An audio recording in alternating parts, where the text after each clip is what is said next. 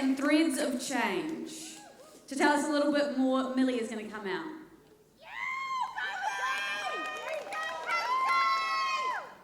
The Tayloresses were women workers in Aotearoa's clothing industry during the late 18th and 19th century, facing long hours, low wages and poor working conditions. To improve their situation, they organised into unions, most notably the Dunedin Tayloresses Union, the one my great-great-grandmother was in. In 1889, the country's first women's trade union, key figures like Harriet Morrison, Alice Crosley, and Leah Purcell led efforts to secure fair wages, better workplace conditions, and advocate for women's labour rights. Linking to their work to the broader women's suffrage movement, their activism helped shape the labour laws and set foundations for gender equality in New Zealand's workforce. These women worked so hard, and now industries are just supporting sweating in different countries, going back on the hard work they went through. Thank you.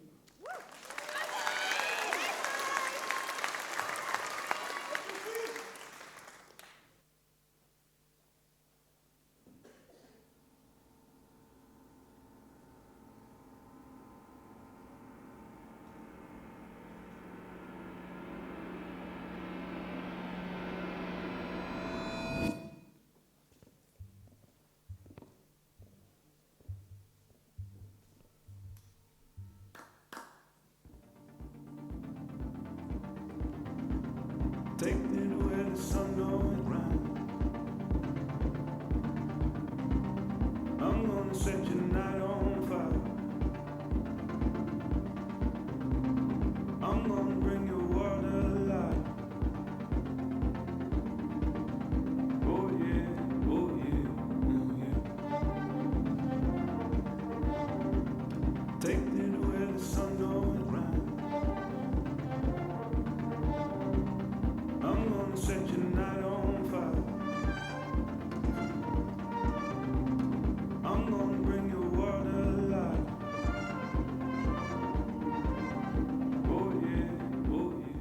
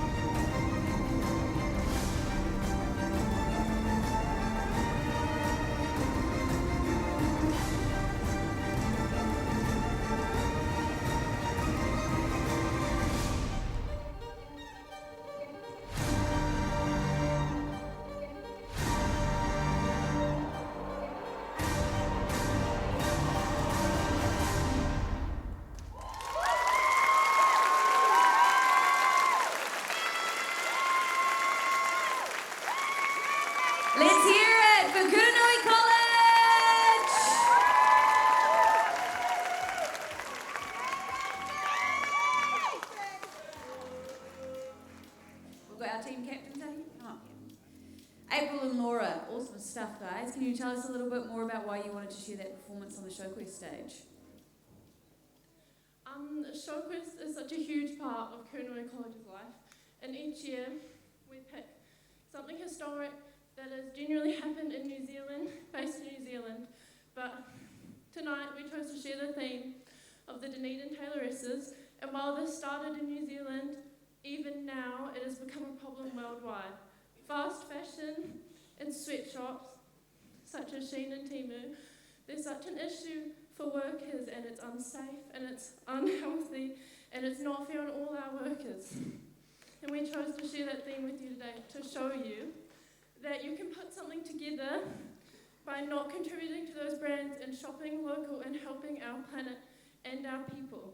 Our costumes, our skirts, we've taken from thrift shops.